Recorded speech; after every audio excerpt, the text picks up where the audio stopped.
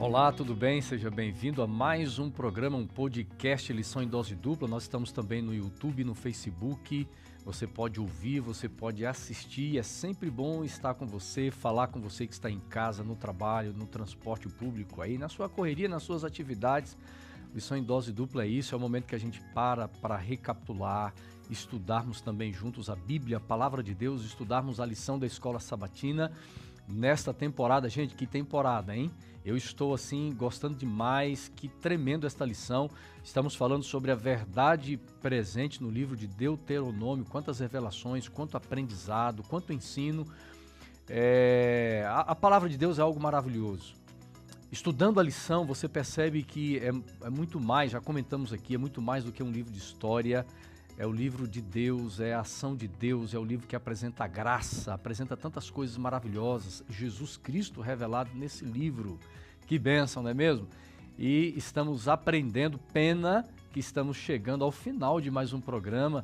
É lição de número 12, é o episódio 12, já passou rápido, né? Este trimestre, já estamos aqui no mês de dezembro.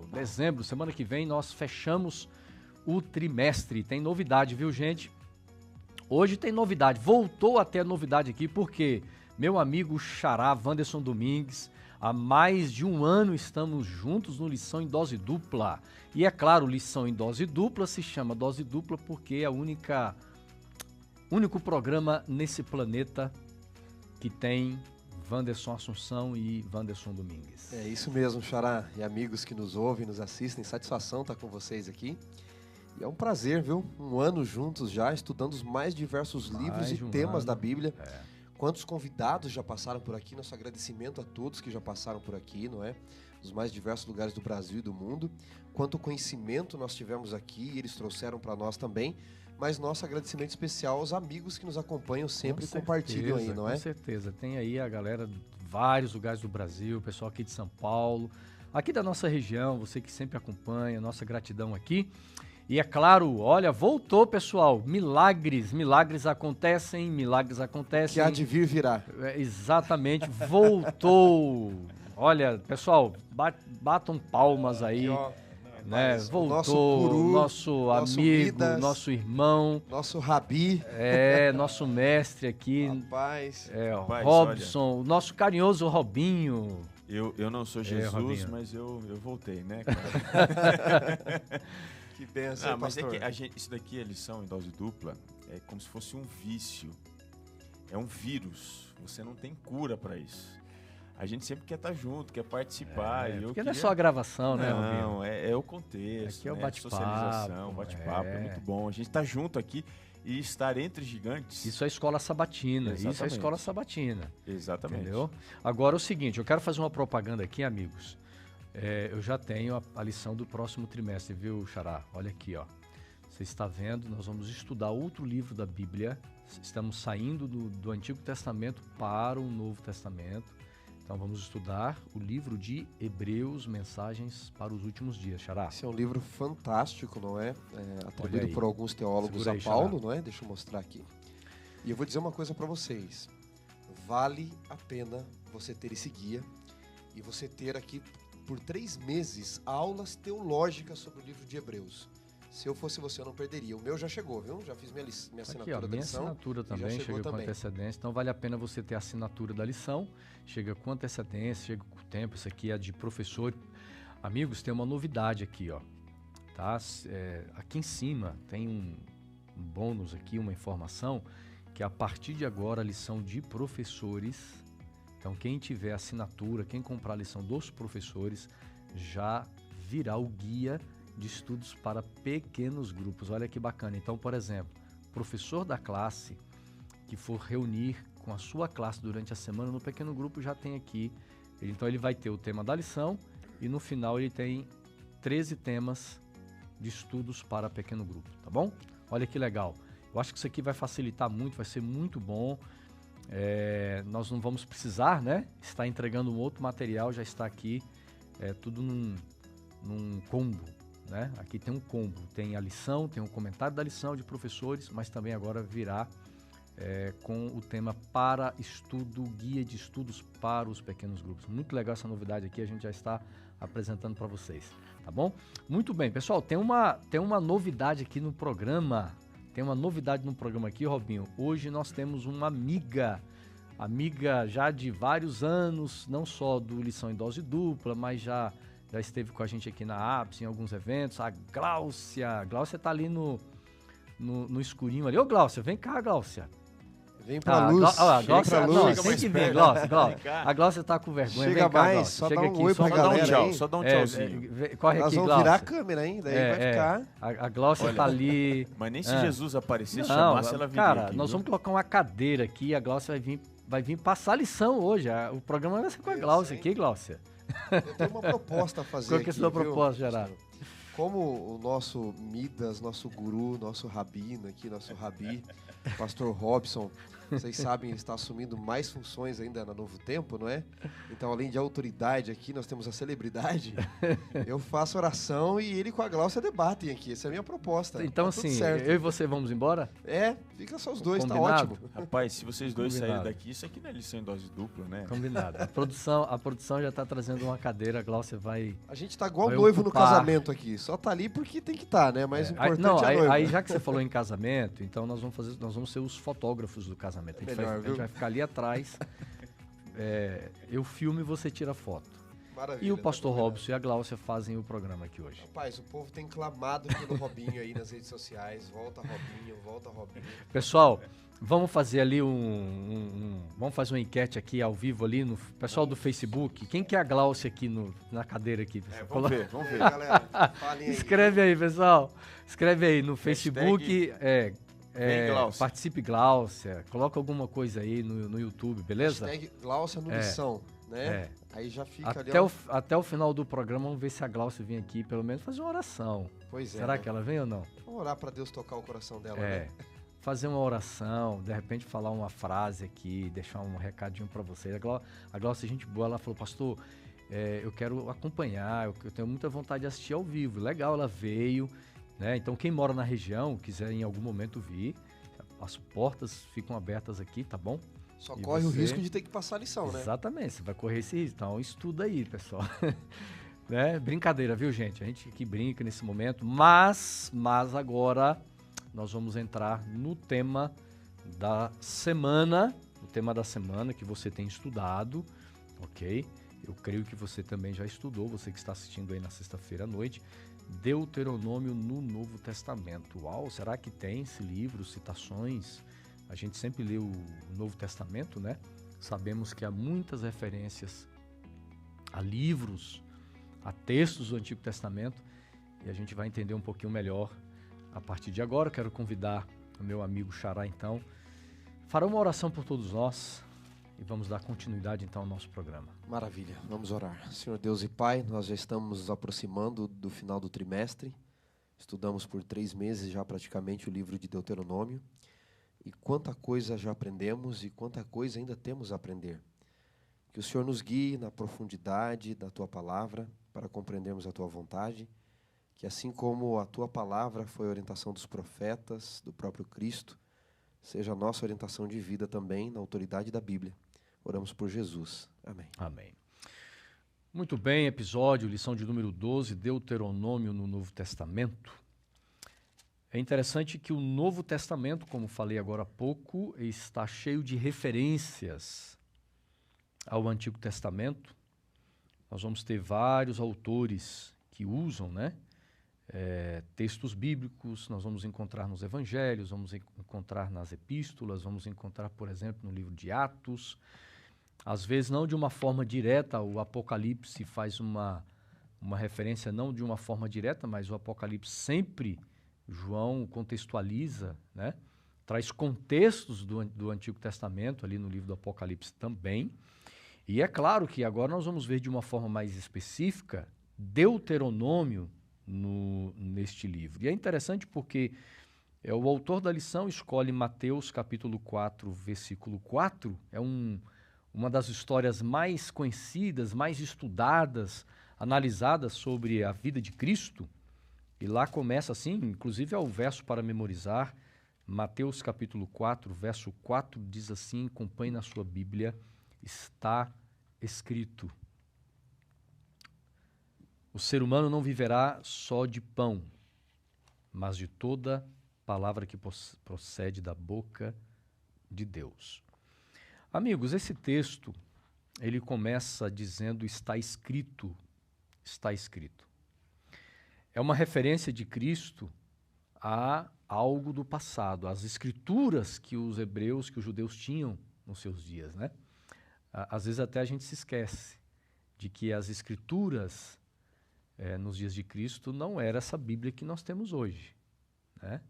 Era uma Bíblia não tão ampla, não era uma outra Bíblia, mas nós tínhamos o Novo Testamento não existia ainda, é claro, e aqui Jesus está fazendo uma referência, está escrito, está escrito, está escrito. Quando ele tem um encontro, por exemplo, com aqueles discípulos, depois da ressurreição, no caminho de Imaús, ele está conversando com aqueles homens, e Jesus então diz assim, está escrito, ele volta no Antigo Testamento. Honestos e tardos, né? Para não exato, crer em tudo, né? Exatamente. Então, Cristo, ele está fazendo uma referência clara às Escrituras aqui, né? E quão é importante nós entendermos a importância da palavra de Deus, daquilo que está escrito. Acho que a primeira coisa que nós tiramos de lição aqui, né, a primeira lição que nós aprendemos aqui, é que Jesus, que viveu cerca de 1.500 anos ali depois de Moisés, ele não chega e diz assim, olha, eu acho que... Eu acho que é isso. O sentido do texto para mim é tal coisa. É óbvio que a interpretação vem junto, mas é muito relevante a autoridade bíblica. É porque, Xará, nós vivemos numa época de muitas opiniões, né? Sim. Opiniões onde o texto é o que eu acho que é, né? E as premissas, elas são baseadas naquilo que eu acho, naquilo que eu penso, aquilo que eu defino como verdade, por exemplo. Tem um aspecto importante dentro da introdução, né, do nosso guia, na parte de sábado, que é a abordagem metodológica que está presente nessa interação entre o Antigo Testamento e o Novo Testamento. E a gente percebe isso na forma como narraram, né, a fala de Cristo, a visão como ele se valeu do Antigo Testamento. Então, para a gente discutir um pouquinho com mais propriedade o que está acontecendo aqui, esse cruzamento de informações da malha textual do Antigo com o Novo Testamento, a gente precisa entender que na ciência linguística existe uma metodologia, uma forma de você abordar o texto que é chamada de intertextualidade. O que isso significa em tese? A intertextualidade, ela é entendida como a conexão entre os textos. Existe conexão entre os textos. E você pode estudar essa metodologia, a intertextualidade, a forma como esses textos se conversam, usando duas perspectivas. Você pode usar a perspectiva que é chamada de diacrônica, que tem aqui por detrás a intenção de reconstruir a ordem histórica do texto, ou seja, onde esse texto se encontra na história, como é que ele foi elaborado. E você tem a perspectiva que não é diacrônica, que não é linear, mas ela é transversal, que é a perspectiva sincrônica. Aqui você vai estudar o texto dentro da sua ordem canônica e tentar entender a funcionalidade entre os textos nessa perspectiva que ela é transversal, sem pegar uma perspectiva histórica. Então, quando a gente vai analisar dessas duas formas, sempre olhando para a parte interna da Bíblia, a gente vai perceber que o que Jesus está fazendo não é uma metodologia dele só. A malha textual, ela é toda entrelaçada. Existe muito da memória, que no caso aqui, nós estamos falando da memória hebraica, por uma cultura histórica geográfica, ela transborda no escrito de todos. Ou seja, ninguém vai escrever, mesmo sendo inspirado pelo Espírito Santo, a partir da cabeça dele. Ele vai elaborar, ele vai se comunicar, ele vai transmitir a informação bíblica dentro de uma estrutura que é muito comum. Agora, é interessante essa relação metodológica com o Espírito Santo, na sua beleza, no seu poder de influenciar, faz uso do método. Porque quando nós estudamos teologia, Xará, há métodos de interpretação bíblica. Você não pode pegar a Bíblia e simplesmente entender do jeito que ela está escrita. Você precisa... nós que estudamos teologia, a gente aprende isso. E o Espírito Santo, ele se faz uso É claro que ele não se limita aos métodos que o ser humano vai compreendendo para a compreensão da Bíblia, para entender a Bíblia, mas o Espírito Santo, você está falando aí que a forma como Jesus utilizou o Velho Testamento, né? No seu entendimento, na sua sabedoria. Mas o Espírito Santo estava por trás disso, então há essa beleza espiritual quando nós nos voltamos à palavra para afirmarmos as nossas crenças, os nossos valores, as nossas convicções na palavra de Deus. Eu acho que quando a gente fala, Xará, de Deuteronômio, uma verdade presente, um dos convites que Deus tem feito para nós durante o trimestre é o seguinte: nós temos que fundamentar a nossa cosmovisão, fundamentar a maneira de pensar, aquilo que é real para nós, as nossas crenças, os nossos valores, os nossos hábitos, práticas e ações na palavra de Deus. O Cristo é o grande exemplo, né, como eu dizia. Essa malha textual que o pastor Robson mencionou agora há pouco, na qual os autores se propõem a escrever ou se permitem, não é, porque eles são usados pelo Espírito, é a mesma malha, a mesma lógica para a interpretação. Notem, Jesus usou as Escrituras para se defender do diabo, ele usou para falar dele mesmo. Quando ele perguntavam a respeito dele, ele usa, olha, foi a respeito disso que falou o profeta Isaías. Vocês citaram também aí Lucas 24, no caminho de Emaús, falando dele em todas as Escrituras. Ele usou as Escrituras para dar conselhos. Mestre, que devo fazer? Como está escrito? Como está escrito? O que está escrito e como você interpreta. Notem, o que está escrito e como você interpreta são duas coisas bem diferentes. Todos nós fazemos interpretação do texto bíblico. E o problema não é a interpretação, né, pastor Robson? O problema é o referencial teórico que eu uso, se ela é inspirada ou não, se ela é um mero produto humano. Então, nessa malha de inspiração divina, pelo Espírito que guia, é a mesma malha é a mesma lógica de interpretação inspirada pelo Espírito que eu deveria usar. E é por isso que a Bíblia ela é autoritativa para Jesus. Claro. Dentro de só pegar uma carona aqui, o pastor Vandes apontou uma coisa extraordinária, que é o escrito e a interpretação do que está escrito. Dentro dessa realidade, existe uma metodologia na construção do texto, que é a intertextualidade, autores se valendo de malha textual já existente, e existe a interpretação intertextual. Então, ou seja, essa metodologia ela não vale-se apenas para a construção de um texto, mas para a interpretação desse texto. Ou seja, eu não posso interpretar um texto do jeito que eu quero. Existe toda uma forma histórica construída para você interpretar. E tem que haver uma fidelidade à palavra. Exatamente. E ainda na parte de sábado, isso aqui é importante a gente pontuar, para ficar claro o que vai ser discutido depois, existem 3 formas de você identificar a intertextualidade. 3 formas do uso do escrito e da interpretação. 3. Quais são elas? Você pode encontrar a citação, você pode encontrar a alusão e o eco. Vou tentar aqui resumir uma coisa que é bastante complexa de uma forma bem objetiva. Veja, o que seria uma citação? É quando um autor posterior se vale de um escrito anterior e ele faz isso atribuindo o nome e o texto. O Jesus ele faz isso em Mateus 4,4. Né? Está escrito, nem só de pão viverá o homem. E ele está fazendo uma citação clara aqui ao livro de Deuteronômio. A gente já vai falar sobre isso. Então, isso é uma citação. Para você ter uma ideia, na Bíblia, existem, no Novo Testamento, 295 citações distintas do Antigo Testamento. Um pesquisador, Nicole, ele escreveu um texto, né, o uso do Novo Testamento no Antigo Testamento. Então, aqui ele coloca o seguinte, que existem 295 citações do Antigo Testamento no Novo Testamento. Isso corresponde, segundo esse estudo que ele fez, a 4,5% de todo o Novo Testamento. Ou seja, cerca de 352 versículos do Novo Testamento. São do Velho. Exatamente. Portanto, nesse estudo dele, a cada 22 versículos e meio do Novo Testamento, você tem uma citação do Antigo Testamento. Isso aqui de acordo com ele. Existem outros estudos que colocam esse número a 400 e poucas citações. Há um pouco de divergência nesse aspecto da citação. Mas o que é uma citação? É quando você dá um nome e você usa o texto escrito anterior. O que é uma alusão? O que se tem de senso comum é que a alusão não é uma citação específica, mas você vai usar de um texto que você está pegando como referencial até 3 palavras. Então, isso seria uma alusão. Você usar 3 palavras de um texto que você está se valendo do Antigo Testamento.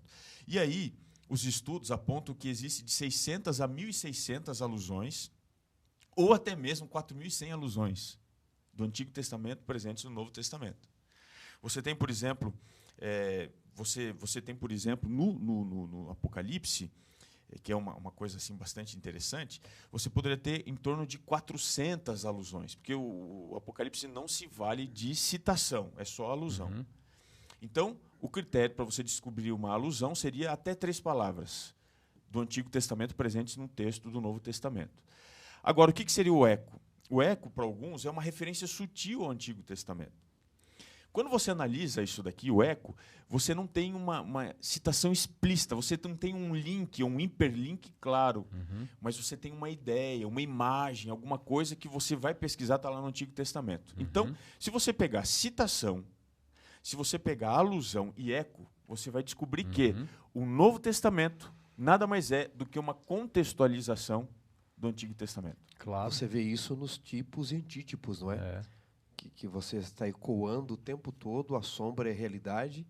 A base do Novo Testamento é o Antigo Testamento. E aí eu queria ler um texto aqui com os amigos, conhecido de todos, em 2 Timóteo, capítulo 3, que Paulo alude a isso, né, no Novo Testamento, fazendo uma alusão ao Antigo. Ele diz: toda a Escritura é inspirada por Deus e útil para ensino, repreensão e correção.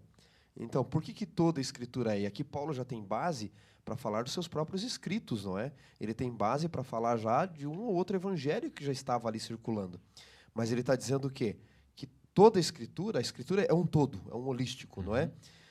Toda a Escritura tem que ser validada. Toda a Escritura é autoridade, não é as partes que condiz a mim, como Marcião fazia, retirando algumas partes do Novo Testamento, entre outras ali.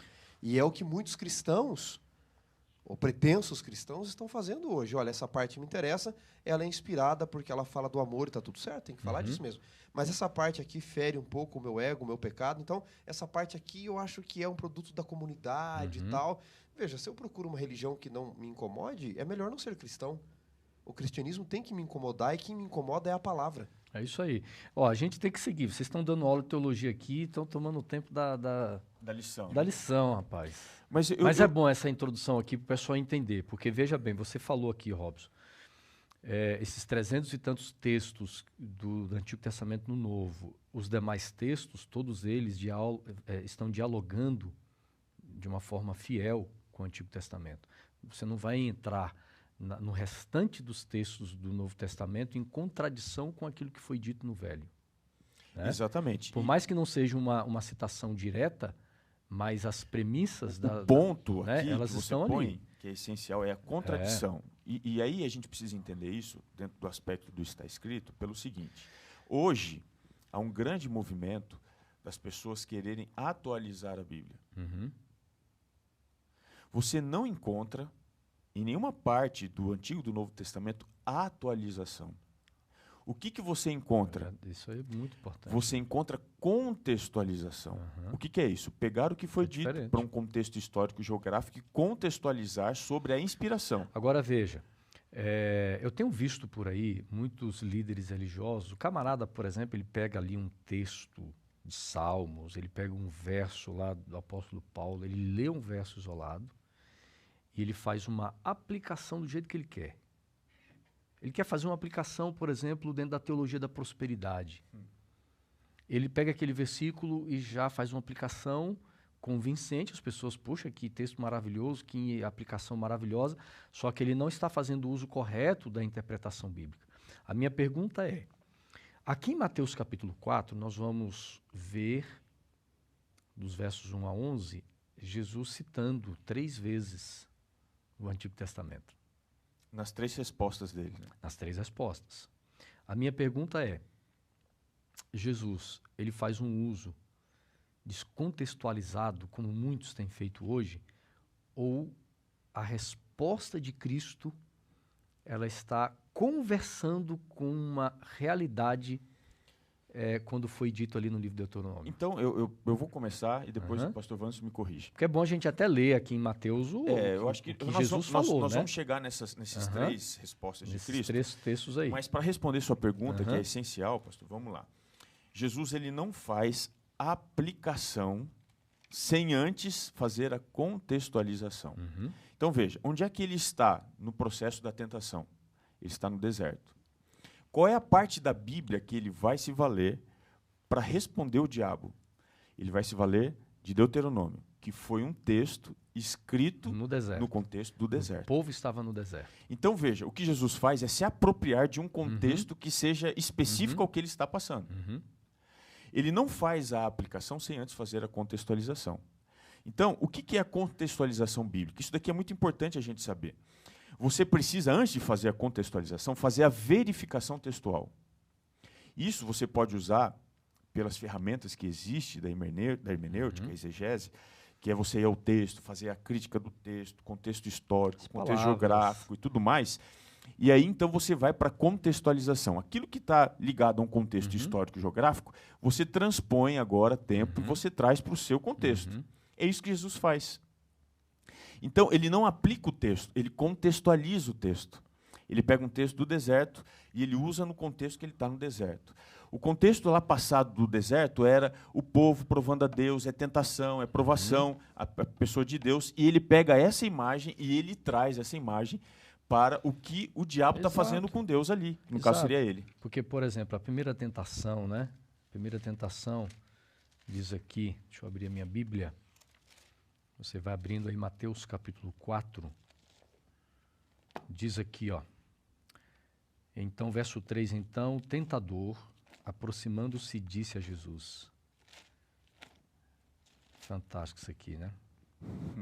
Se você é o Filho de Deus, mande que estas pedras se transformem em pão ou em pães.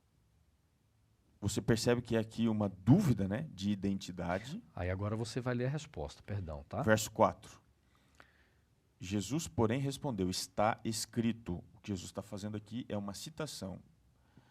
Não só de pão viverá o homem, mas de toda a palavra que procede da boca de Deus. É uma citação específica de Deuteronômio 8, verso 3. Posso ler aqui? Deuteronômio 8, verso 3. Você encontra aqui o texto que diz assim: Ele te humilhou e te deixou ter fome e te sustentou com o maná que tu não conhecias, nem teus pais o conheciam, para te dar a entender que, agora vem, não só de pão viverá o homem, mas de tudo que procede da boca do Senhor viverá o homem. E o contexto ali é a dependência de Israel. Agora, sabe o que eu acho curioso aqui no deserto da tentação? Não é só Jesus que usa a Bíblia. O diabo também usa, porque na segunda ele diz assim, não é? Então lhe disse, se és o Filho de Deus, atira-te para baixo, porque está escrito, e aqui ele cita Salmos 91, verso 11 em diante, ao 13, não é?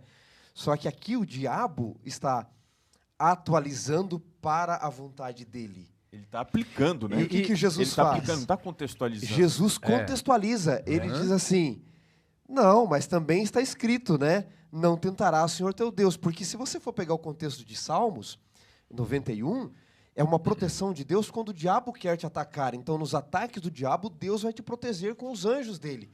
Mas não significa que você tem que se colocar no terreno encantado de Satanás. Então, notem que o diabo é quem usa o texto fora do contexto para um pretexto, não é? E usar o texto do seu próprio jeito. Jesus não. Ele contextualiza, permitindo que a Bíblia seja sua própria intérprete. Então nós temos aqui a primeira tentação, recapitulando, em Mateus 4, verso 3 e 4, e nós vamos encontrar o contexto em Deuteronômio, capítulo 8, verso 3. Exatamente. Né? Que e foi aqui muito bem colocado aqui. E o ponto aqui que o diabo está fazendo, ele está querendo romper a identidade, a ligação de Cristo com Deus. E aí Jesus responde com o que está escrito, mostrando que a ligação de Deus, ela não se dá pelas coisas que ele faz, mas pelas coisas que ele, na verdade, aquilo que ele é, a palavra. E a gente percebe aqui, né? Jesus dizendo assim, a palavra é a palavra de Deus, quem tem algo autoridade e poder. Muito curioso, porque uma das evidências de que a interpretação ela tem como base a autoridade bíblica, permitindo que a Bíblia seja sua própria intérprete, porque eu gosto de olhar referencial teórico quando preciso debater ou conversar com alguém. Geralmente, a interpretação que traz como referencial teórico a autoridade da Bíblia, a Bíblia como inspirada, autoritativa, ela promove a vontade de Deus na vida humana. E é o que Jesus faz aqui, perceba isso. Viver pela palavra, não tentar ao Senhor teu Deus, adorar só Ele.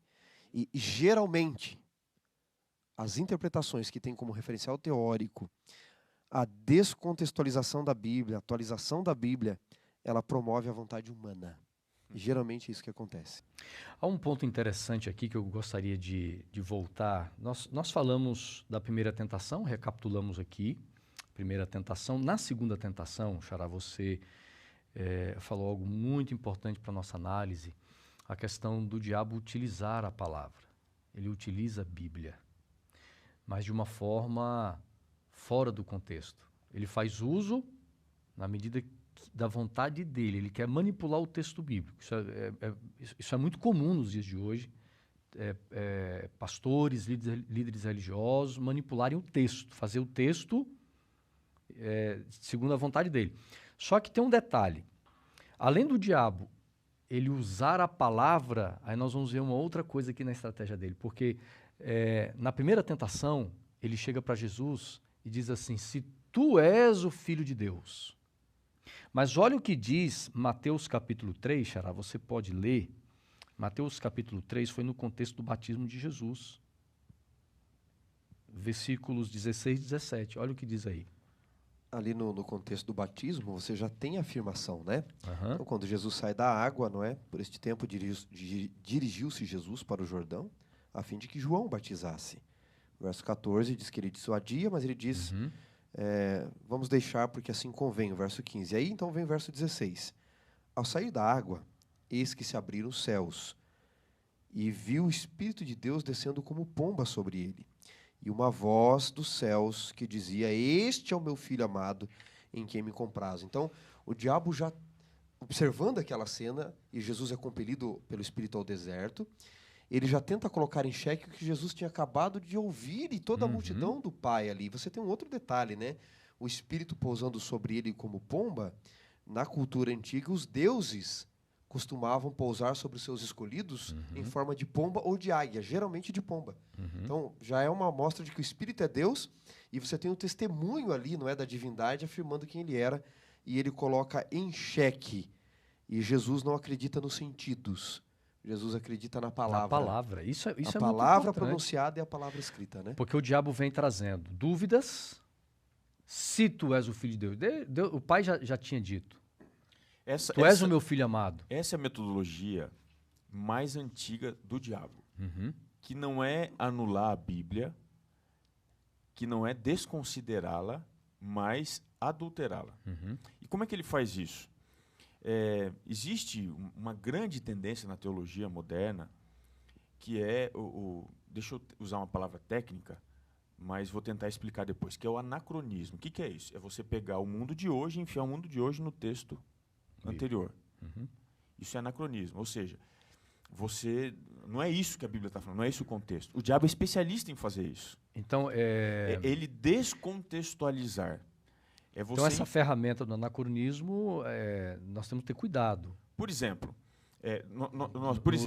temos que ter cuidado. Por exemplo, será que o que a Bíblia está falando aqui é exatamente o que eu estou entendendo e vivendo aqui hoje? Não. A Bíblia foi dada num contexto histórico geográfico. Então, o texto, às vezes, está falando para alguma coisa. Se eu pego esse texto e eu aplico sem fazer algo que é muito importante, que é uma verificação textual, o que a Bíblia está dizendo, para quem que ela disse, como ela disse, qual é o contexto, e depois trazer para o meu contexto se é paralelo ou não, e aí só então depois fazer uma aplicação. Se eu pulo essa etapa, eu estou adulterando a palavra de Deus. É o que o diabo fez. Ele sempre fez isso. E aqui está o grande exemplo clássico ali, na fala da tentação no deserto. E aqui a gente chega na terceira tentação, o diabo ainda levou Jesus a um monte muito alto, mostrou-lhe todos os reinos do mundo e a glória, e disse, tudo isso lhe darei, se prostrado você me adorar. Então Jesus lhe ordenou, vá embora, Satanás, porque está escrito, adore o Senhor, seu Deus, e preste o culto somente a Ele. E é uma referência a Deuteronômio capítulo 6, verso 13. Agora, olha que interessante, né? Jesus começa com a Bíblia, o diabo não. Depois, porque Jesus usou a Bíblia, o diabo vem para a Bíblia. Para encontrar suas expectativas ali. Jesus continua na Bíblia, o que o diabo faz? Aí, verso 11. Ele sai da Bíblia. Ele sai da Bíblia. Você percebe que ele entra sem a Bíblia, Jesus vai com a Bíblia. Aí ele, vamos para a Bíblia. Mas vem para a Bíblia de forma equivocada. Ele vem com as suas pretensões, né? Ele coloca o que ele quer dentro da Bíblia. E aí depois ele sai da Bíblia. E Cristo continua com a Bíblia, e o verso 11 termina com isso: o diabo deixou Jesus. O diabo deixou Jesus, que é uma citação específica de Deuteronômio 6,13, que diz assim: o Senhor teu Deus temerás e a Ele servirás, e pelo seu nome jurarás. É a mensagem toda em Deuteronômio, centrada na adoração a Deus, cuidado com os outros deuses. Moisés sempre exortando o povo, né? Porque eles viveriam ao redor de nações. E a própria história de Israel no Egito. Sempre que você contextualizar a Bíblia, ela sempre vai falar com você, não importa o contexto histórico que você está inserido. Senhores, nós podemos aprender aqui do princípio de Jesus, a usar a Bíblia, então, umas coisas interessantes para nós, intérpretes estudiosos da Bíblia. Primeiro, o texto tem que ser lido dentro do seu contexto. É a primeira coisa. Porque existe o mundo do texto, de fato. Sem pretexto, né? Exatamente, dentro do seu contexto. A partir do momento que eu fiz a leitura dentro do seu contexto, o que vem antes, o que vem depois, então eu vou o contexto macro e o micro, não é? Então, primeiro o micro, depois o macro. Então, quem escreveu, para quem escreveu, quando escreveu, quais as circunstâncias que escreveu, o que significava para eles, o que o autor quis dizer dentro do contexto aqui. E depois que eu faço isso, eu digo que lições eu posso tirar para mim. O que as pessoas estão fazendo? Qual o mundo que eu vivo, quais as exigências do mundo que eu estou, o que eu tenho de vontades contra o texto. O que o texto significa para mim? Então deve ter sido isso que o texto disse naquela época também. Então nós vamos num caminho contrário. E não é isso que nós aprendemos do uso de Jesus. E aí eu queria tirar aqui 3 aplicações agora aqui, homiléticas talvez, do texto, que nós estamos batendo aqui em cima do texto de Mateus. No primeiro, quando ele diz transforma, na primeira tentação, pedra em pão. Eu aprendo que relacionamento com Deus, religião com Deus, religião não é para exercer a minha vontade. Tem muita gente que vai na igreja para exercer, seja em comissões, seja em culto, seja em roupa, seja em vestuário, a vontade dela própria até impor sobre os outros. É a vontade de Deus. Eu penso que tem que ser assim. Onde é que vou ter um texto que vai apoiar a minha ideia? Né? Não é o meu desejo que tem que ser saciado, mas a palavra do Senhor. Não é isso que a Bíblia diz claramente aqui? Segundo, atira-te daqui. Eu já passei algumas vezes nesse pináculo onde o diabo colocou Jesus alto, ficava ali no pátio do templo, ali, todo mundo ia ver. Era um show, era um espetáculo. Só que religião não existe para o show próprio. É quando as cortinas se baixam, quando o show termina, que a gente vê quem é quem. Religião existe para exaltar a Deus, não o ego humano. E não é o que a gente tem visto em alguns lugares. E por último, a quem adorar, religião não é para senhorio do eu. É para senhorio de Deus. Eu adoro a Ele.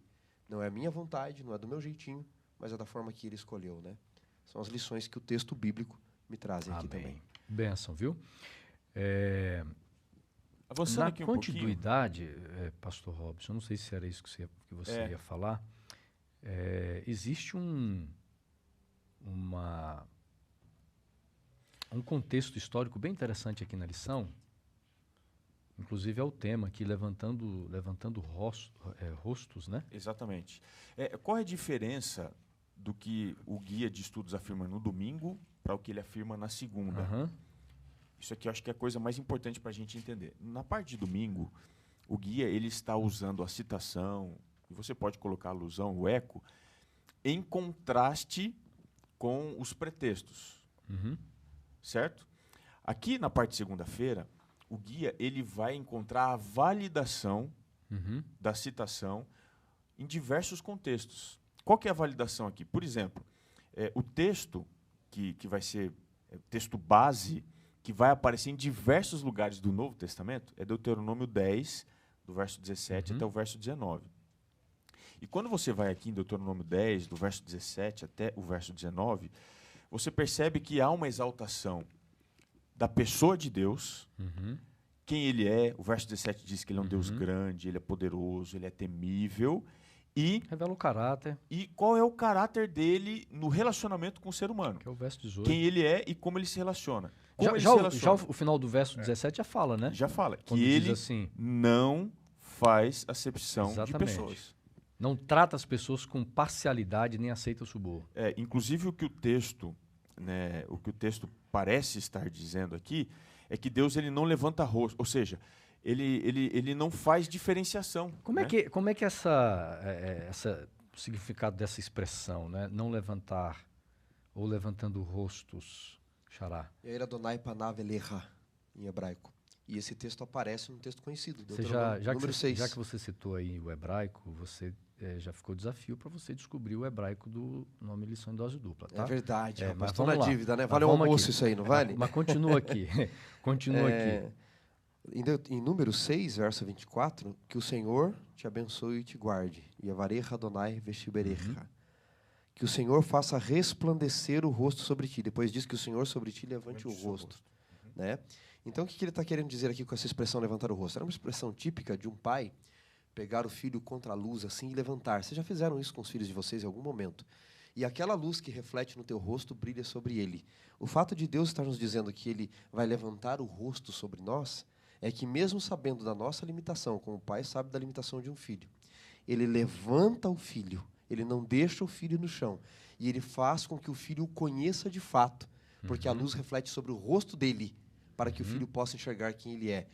Quando em Deuteronômio 10 está falando aqui de não escondermos o rosto das pessoas, você tem várias inferências aqui, que nós podemos tirar da cultura do texto aqui, texto no seu contexto. A primeira delas, de fato, é que nós temos que reconhecer a limitação das pessoas e mostrar para elas que nós também temos nossas limitações, porque a luz reflete. Mas essa luz que reflete tem que ser uma luz divina. Não é a nossa luz, a nossa justiça, o nosso brilho. Então, Deus, ao levantar o rosto sobre nós, sabendo dos nossos defeitos, Ele não faz acepção. Ele simplesmente diz, olha, eu sei dos seus defeitos, mas eu vou tratar vocês com o brilho da minha luz. É o que nós deveríamos fazer. Como Deus nos tratou, é o que Jesus vai fazer no Novo Testamento. Tratar os outros igual. E é interessante o contraste com o ser humano, porque esta expressão também sendo usada no contexto jurídico do passado, os tempos muito antigos, onde o juiz olhava para o rosto do réu. E baseado na fisionomia, exatamente, ele dizia assim, qual é a minha sentença? Por exemplo, se o juiz olha para o rosto do Xará, meu amigo, o Xará já estava condenado há muito tempo, a prisão perpétua e tipo assim, sabe aqueles decretos que o cara dá assim, ó, 5 prisões perpétuas, né? O juiz ia olhar para o Xará com essa barba aí, com esse tupete, não ia com a cara, ia dar umas 5 execuções para ele, né? E Deus trabalha de uma forma diferente do ser humano, porque nós somos assim, a gente olha para o rosto, para uma fisionomia, olha para o indivíduo e a gente já quer estabelecer determinar algo a respeito dela. E é essa visão de Deus que Moisés apresenta em Deuteronômio 10, Deuteronômio 6 também, que vai servir para descrevê-lo no Novo Testamento. Atos 10:34, né, por exemplo. Romanos 2:11. Atos 10:34, eu leio, você lê então Romanos 2:11 aí. Atos 10:34 diz assim, né?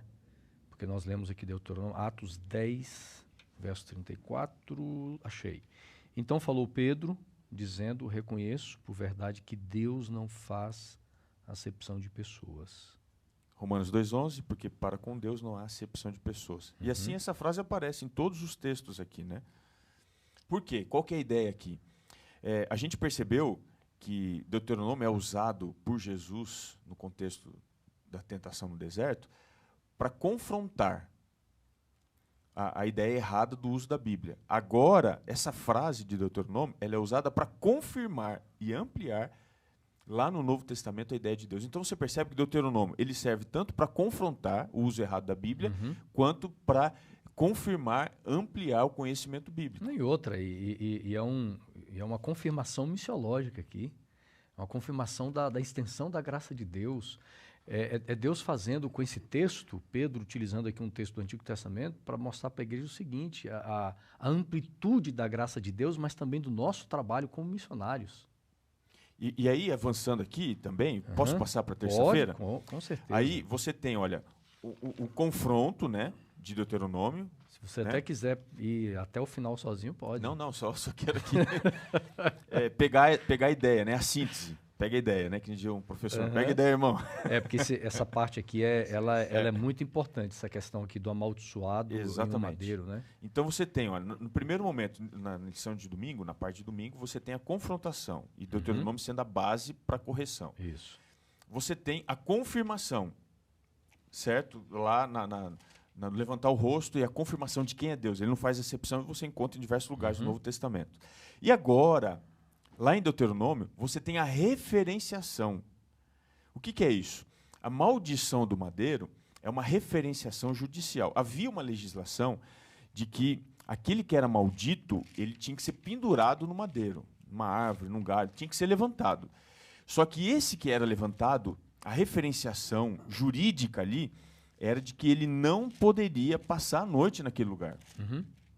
Então, um criminoso, e é só o criminoso que era maldito, esse criminoso era levantado no madeiro, era colocado no madeiro como parte da maldição, a maldição o encontrando no seu crime, e aí dentro desse contexto ele não podia passar a noite, porque daí se faria maldito o lugar. Eu posso ler o verso por aqui? Favor. Deuteronômio capítulo 21, versos 22 e 23, diz assim: se alguém tiver cometido um pecado que é passível da pena de morte e tiver sido morto, e vocês o pendurarem no madeiro, o seu cadáver não deve permanecer no madeiro durante a noite, é preciso sepultá-lo no mesmo dia, pois o que for pendurado no madeiro é maldito de Deus. Assim vocês não contaminarão a terra que o Senhor, seu Deus, lhes dá por herança. Exatamente. Então, esse contexto somado a Deuteronômio 27 e 26, que diz assim: maldito aquele que não confirmar as palavras desta lei, não as cumprindo, e todo o povo dirá amém. E aí nós temos a chave em Gálatas, né? Exatamente. E aí, Gálatas, o que Paulo faz? Ele pega a referenciação jurídica, que está lá em Deuteronômio, e ele diz: gente, o que foi que aconteceu na cruz? Vamos entender a cruz. Ele contextualiza, hein? E para entender a cruz, para fazer uma aplicação exatamente homilética aqui, espiritual. E ele faz a referenciação teórica da cruz em Deuteronômio. Na verdade, Paulo constrói uma teologia em cima dessa referência de Deuteronômio, Xará. Mas também faz aplicações espirituais aqui. Exatamente. Ele, respeitando esse processo, né, ele faz a verificação textual, a contextualização e a aplicação. É assim que ele faz. Esse é o processo, né, do intérprete, especialmente o intérprete inspirado. Né? Porque ele traz aqui dois temas, né, a maldição do madeiro e a maldição da lei, no livro de Gálatas. Né? Porque em Gálatas 27 e 26 ele vem falando 3:10 da maldição do madeiro, e em Gálatas 27 e 26 ele vem falando sobre a questão da maldição da lei, que muita gente não consegue compreender, né? E a referenciação que ele faz aqui, no caso da cruz, do madeiro, é dizendo o seguinte: gente, por que aconteceu do jeito que aconteceu? Por que Jesus teve que ser morto na cruz? Porque era a única forma de ficar evidente de que Cristo estava sendo amaldiçoado pela quebra da lei, pela entrada do pecado. É a única forma. Ali ficou claro. O judeu, ele conseguia fazer essa leitura. E aí ele traz essa leitura. Ele traz essa leitura dizendo: ele foi amaldiçoado para que você não sofresse a maldição. Aí vem um outro ensino para a gente aqui. Se Paulo escrevendo a gentios, por exemplo, ele usaria uma outra forma, outra linguagem. Né? Provavelmente ele não teria feito uso disso aqui. Agora, Xará, Paulo utilizando o texto de Deuteronômio 27 e 26, depois nós vamos usar Deuteronômio 27, a Gálatas, né, no capítulo 3 aí, 13, nós vamos encontrar o seguinte, Gálatas capítulo 3, verso 10. Muita gente utiliza esses textos para argumentar contra a lei, né? A lei, principalmente a questão do sábado. Né? Até porque Paulo utiliza uma expressão que é muito complexa aqui. Ele fala da maldição da lei. E tem gente que acha então que a lei, ela agora nessa nova aliança em Cristo, a lei se torna uma maldição no sentido de que aquele que guarda a lei vive debaixo de uma maldição. E ele tem que ser liberto, tem que passar agora a viver na nova aliança em Cristo. Então é uma confusão teológica, mas Paulo aqui vem explicando de uma forma muito interessante isso aqui. Senhores, só antes de avançar, acho que os temas estão todos juntos, avançar, né? Terça, quarta-feira. O tempo está estourando aí. Não, é que vocês me deixaram falar de terça. Vocês foram passando aí e eu fiquei ouvindo. Eu tô empolgado aqui. Mas você pode, Robinho. Xará, o Robinho... Não, eu só queria fazer uma ligação, na verdade, das duas lições. Tá bom, porque... o Robinho tá pegando o que você falou, ele tá querendo passar a lição sozinho aqui. Não, mas o Robson pode, até duas. Eu só queria lembrar aqui, Rob, eu até vou levantar a bola aqui para devolver para vocês.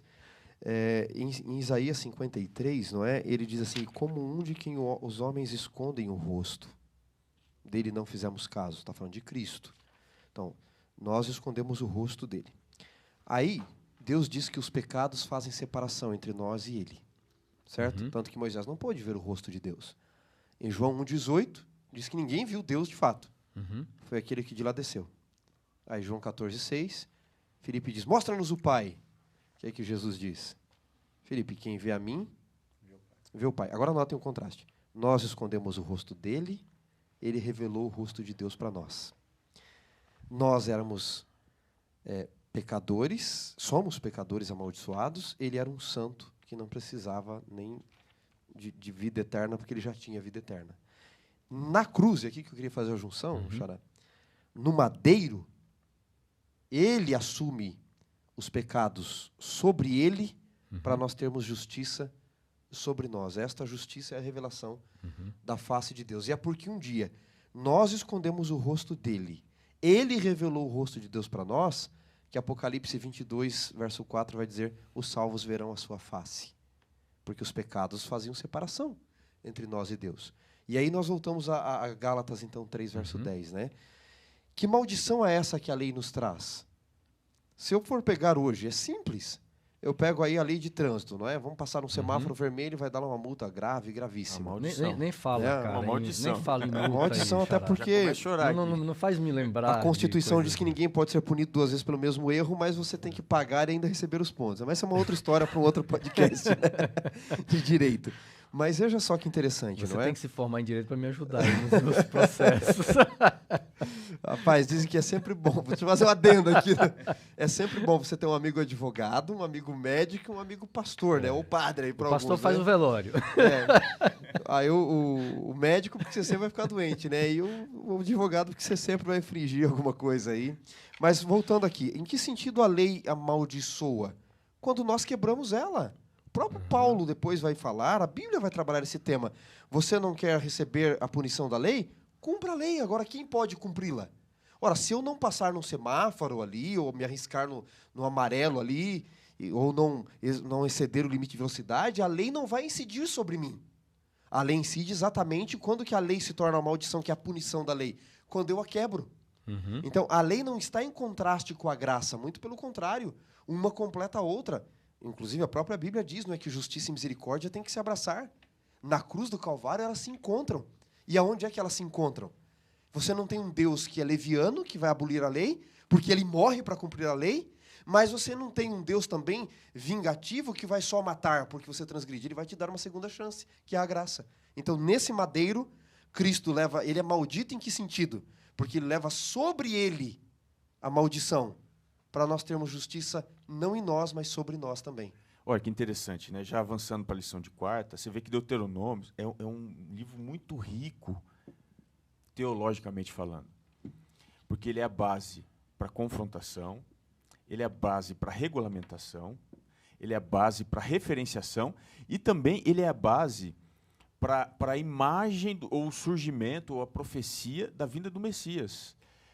Por isso que Deuteronômio ele passa por tudo isso. E você vai perceber aqui também, no guia, né, de quarta-feira, que é a imagem de Moisés que vai ser a imagem usada do Messias. Né? Inclusive, ele escreve sobre isso. Né?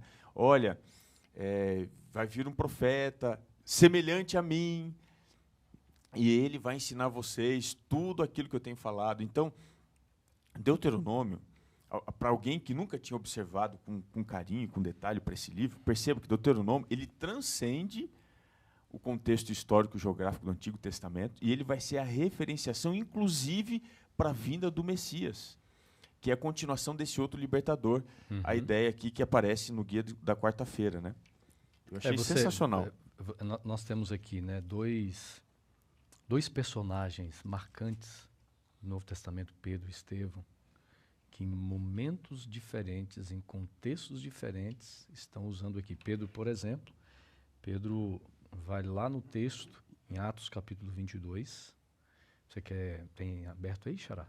Qual o texto? Atos Desculpa. capítulo 3, verso estou 22. Aqui. 3, 22. No discurso de Pedro, não é? Ele introduz no discurso do Pentecoste ali, esse texto de Deuteronômio 18, dizendo: disse, na verdade, Moisés, o Senhor Deus vos suscitará dentre vossos irmãos um profeta semelhante a mim.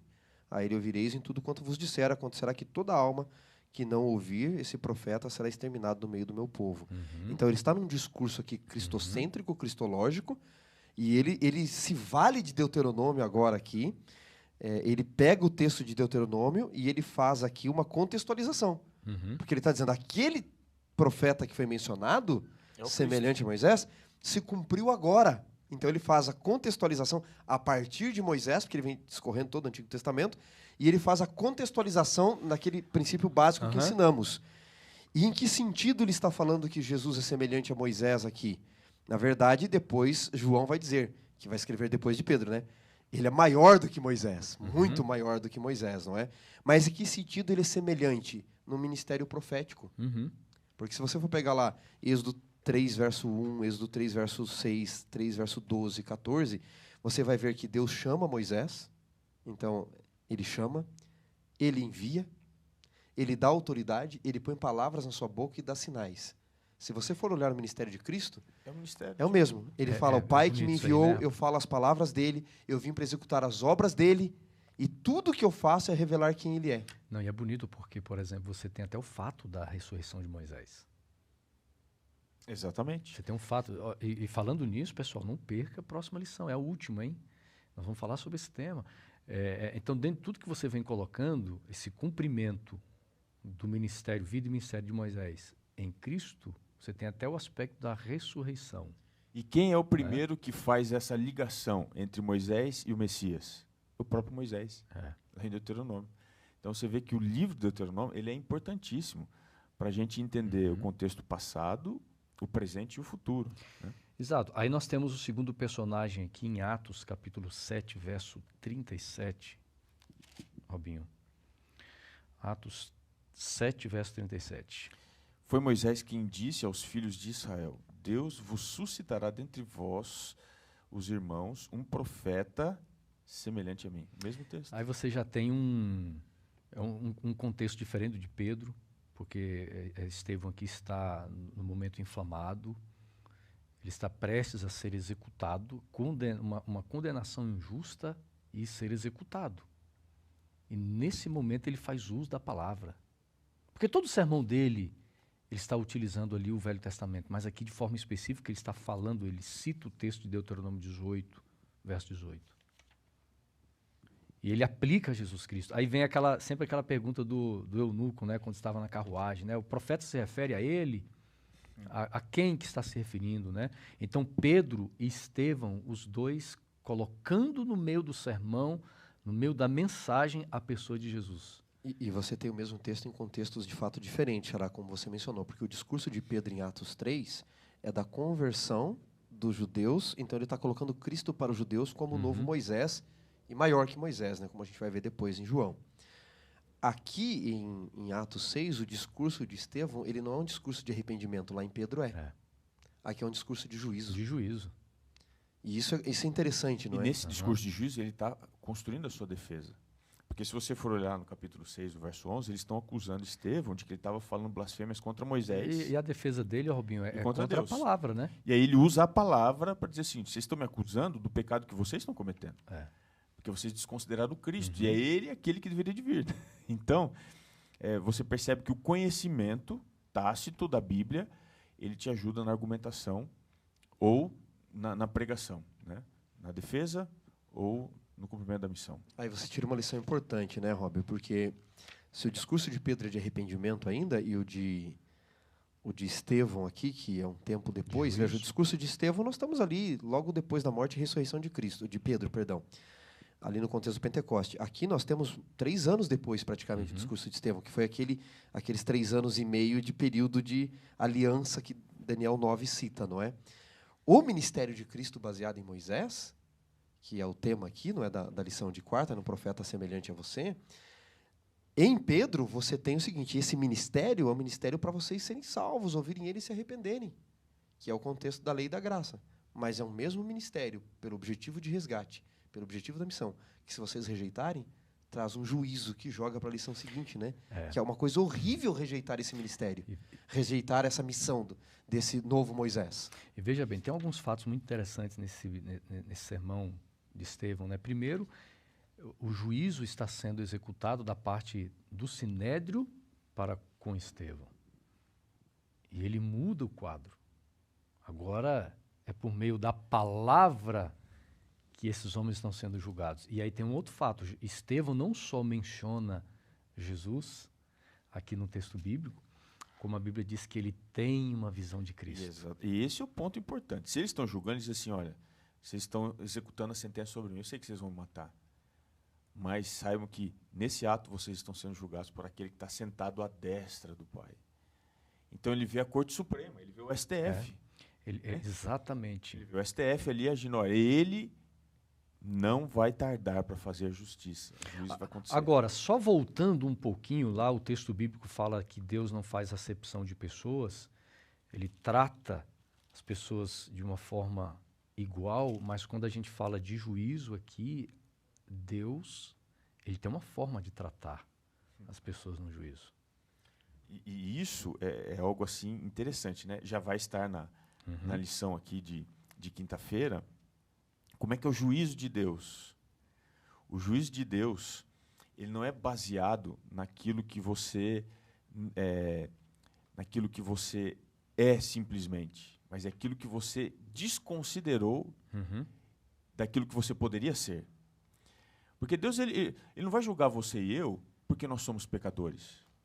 Nós não vamos ser destruídos e levados à perdição porque eu sou pecador, porque você é. Não. Nós seremos julgados e condenados por aquilo que nós deixamos de ser e que poderíamos ser e pela graça de Deus. Crer, né? Exatamente. Essa é a sentença aqui do juízo, né? Para um povo, né, Rob, que conhecia o Antigo Testamento, talvez bem melhor que Estevão, mas presos em suas tradições, presos em seus preconceitos, presos pelo poder que os fariseus, escribas, saduceus queriam tanto exercer, movidos pelo poder que o mundo oferecia, eles negligenciam a verdade da palavra, selecionam dela aquilo apenas que eles queriam, apenas aquilo que eles queriam, que lhes agradava, lhes apetecia melhor o ouvido, e conhecendo a palavra, eles negligenciam a palavra. Até porque a gente começou com o deserto, né? Que alguém, fora Cristo, que passou por esse mundo e que está nesse mundo mais do que o diabo que conhece a palavra, ele cita de cor, né? Tiago diz, né, que ele conhece a Deus e treme. Então não é só conhecer a palavra, é permitir que essa palavra faça sentido na minha vida a partir da vontade de Deus, né? Ali está a grande questão da palavra, dessa aplicação de Deuteronômio. E só por curiosidade aqui, senhores, a gente havia citado juízo e graça, né, no discurso de Pedro, em Atos 2 e 3, ali que emenda, no verso 33, ele diz que Jesus está exaltado e assentado à destra do Pai, não é? No discurso de Estevão, no capítulo 7, verso 56, diz: veja os céus abertos e o Filho do Homem em pé, à destra, né? E em pé era o juízo, pronunciamento de juízo, não é?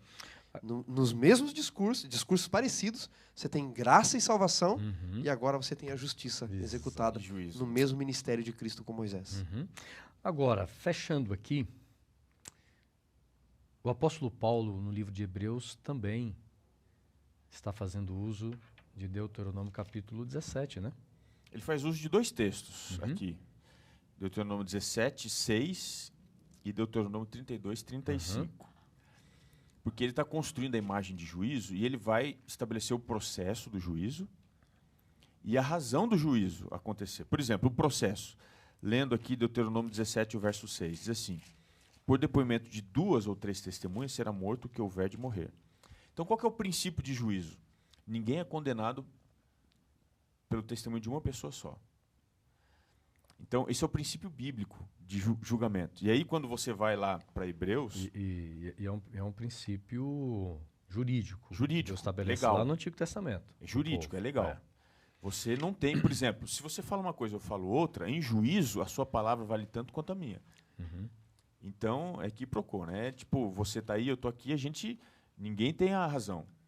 Aí, por duas testemunhas, ainda que sejam inverídicas, mas são duas pessoas dando testemunho. Que foi a estratégia que os próprios líderes usaram contra Jesus. Exatamente. Mesmo exatamente. que fossem mentirosos, mas eles se eles valeram da lei. Se valeram da lei, né? Usaram a lei. E aí, você tem lá em Deuteronômio, aliás, em Hebreus 10, o verso 28, diz: sem misericórdia morre pelo depoimento de 2 ou 3 testemunhas, quem tiver rejeitado a lei de Moisés. Ele está citando aqui, em Hebreus, Deuteronômio 17, o verso 16. Mas ele não cita só esse verso. Ele cita também o verso 35 do capítulo 32. Diz assim: a mim me pertence a vingança, a retribuição a seu tempo, quando resvalar o seu pé, porque o dia da sua calamidade está próximo e o seu destino se apressa em chegar. E eu gosto muito dessa parte de Hebreus, porque ele faz talvez não uma citação, talvez uma alusão, mas daí ele faz uma interpretação dessa alusão. Ele diz assim, né? Verso 29 de Hebreus 10. De quanto mais severo castigo julgais vós, será considerado digno aquele que calcou aos pés o Filho de Deus e profanou o sangue da aliança. E o verso 30 ele faz a alusão aqui, possivelmente. Ora, nós conhecemos aquele que disse: a mim pertence a vingança, e eu retribuirei. E aí vem a interpretação em cima disso. Verso 31. Horrível coisa é cair nas mãos do Deus vivo. Ou seja, a vingança é de Deus. Hebreus está dizendo.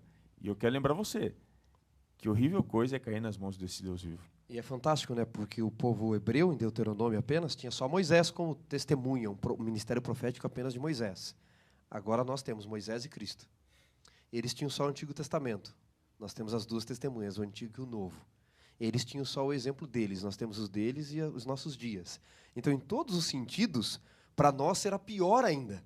Por isso que Cristo disse, não é? Ai de ti, não é? Corazim, toda aquela Betsaida. Porque se em Sodoma e Gomorra, Cafarnaum, se em Sodoma e Gomorra tivesse se realizado o que se realizou aqui, eles teriam se convertido. E ele vai falando, não é? Em Tiro e Sidom, porque se eles vissem o que vocês viram, se brilhasse a luz sobre eles que brilhou sobre vocês, eles estariam salvos. Então, eles tinham um testemunho. Nós temos muito mais amplo, porque temos o exemplo deles e temos Moisés e Cristo clamando para nós, e talvez, porque se não aceitarmos, até contra, né? Porque vai depor contra a nossa atitude. E aí, a expressão aqui, pastor Robson, horrível, é a expressão foberos, de fobia. Você deveria ter fobia. Medo. O que é fobia? Quem tem fobia? Tem alguns que têm fobia de banho, né? Isso é uma boa desculpa para alguns. Eu não vou tomar banho porque eu tenho fobia, né? De água. De água, né? De altura. A pessoa não pode nem pensar no objeto. Eu conheci uma pessoa que tinha fobia de sapos, de você colocar a ilustração diante dela. Assim. De borboleta, já viu? Nós deveríamos entender que a graça é tamanha, mas a justiça também, de igual forma, de termos medo depois de tanto testemunho de negligenciarmos a verdade e principalmente a autoridade da palavra, que foi o grande erro dos hebreus e daqueles na época de Jesus também. Resumindo, Deuteronômio, Conclua. Resumindo, Deuteronômio, que é a repetição da lei, é a base para muitas coisas importantes que nós encontramos no Novo Testamento. Portanto, isso me ensina que estudar a Bíblia não é pegar um texto isolado do seu contexto, mas pegar esse texto e tentar entender o seu contexto amplo. E Deuteronômio faz isso, ao falar daquela época do deserto, mas falando também a mim, falando através do Messias, que essa seja a minha forma de se aproximar de Deus e da sua palavra, como Deuteronômio pode ser entendido tanto no Antigo quanto no Novo Testamento. Sabe que, estudando essa lição, eu cheguei a uma conclusão que eu preciso dar muito mais atenção aos textos citados no Novo Testamento para ir lá, revisitar, estudar e entender melhor o que o autor quis dizer com esse texto. Por que ele está usando esse texto e não outro, né? E a gente vai ver a profundidade, não só no contexto teológico, mas as aplicações espirituais, que era isso também que eles queriam. Eles trazendo essas verdades para os dias deles, mas a gente entender isso para a nossa vida espiritual, né? Meus amigos, que lição fantástica essa aqui, viu? Nós passamos um pouquinho do horário, mas foi uma bênção muito grande. Eu quero, mais uma vez, agradecer a vocês, que sempre estamos juntos aqui, que Deus possa abençoar você que nos acompanha em casa, você que escuta o podcast, que Deus abençoe você. Semana que vem, gente, é o seguinte, nós vamos concluir o trimestre imperdível. Já quero falar para vocês o seguinte, nós vamos chegar aí na semana que vem, já a semana do Natal, tá certo? Semana que vem é a semana do Natal. É isso mesmo, semana do Natal. E nós aqui do Lição em Dose Dupla, tá? Nós vamos ter alguns sorteios aí de Natal para vocês, tá bom? Se o pessoal quiser, né, Robinho, tem que escrever no chat aí. Acho que não vai querer, não. Será? Comenta, já comenta aí, coloca algumas sugestões de presentes aí, pessoal, no YouTube, a gente vai olhar. Coloca algumas sugestões também no Facebook, beleza? Vai escrevendo agora aí, a gente vai dar uma olhada, né? Não coloca coisa muito cara assim, tipo carro, né, um iPhone, porque daí a gente tem que vender o nosso para comprar, né? Mas coloca aí o que você gostaria de ganhar de sorteio, né? E semana que vem nós vamos estar juntos aqui, fechando. Vai estar com a gente semana que vem? O Senhor saberá, o Senhor proverá, né? Não, eu vou fazer uma profecia, não sou profeta, mas você vai estar conosco aqui em nome de Jesus. Ô glória. Fechando o trimestre, tá bom? O ano aqui vai ser uma bênção terminarmos falando sobre quem? Sobre o personagem, o segundo personagem importante de Deuteronômio, porque o primeiro é Deus, mas falando sobre Moisés, tá bom? Que Deus abençoe você. Robinho, fale com o nosso Deus. Vamos orar. Te agradecemos, Senhor, pela Tua palavra, porque ela estrutura muito mais do que um indivíduo, uma sociedade. Ela estrutura o tempo e, com certeza, a eternidade. Queremos viver através dela o que o Senhor tem para nós, não somente hoje, mas também a partir de hoje, construir os nossos planos, os nossos sonhos, de acordo com a sua vontade. Transforma-nos, Senhor, de dentro para fora, e que a nossa missão seja cada vez mais ampliada, para que possamos levar aquilo que temos visto, aquilo que temos vivido, para as pessoas que estão ao nosso redor. Agora, te agradecemos por tudo que ouvimos, por tudo aquilo que buscamos na Tua palavra, e que isso seja prático, seja real dentro de nós. Que o nosso testemunho fale muito mais do que simplesmente palavras, mas que as pessoas vejam Cristo em nós. Te pedimos isso, orando em nome dele, o nosso Senhor e Salvador. Amém.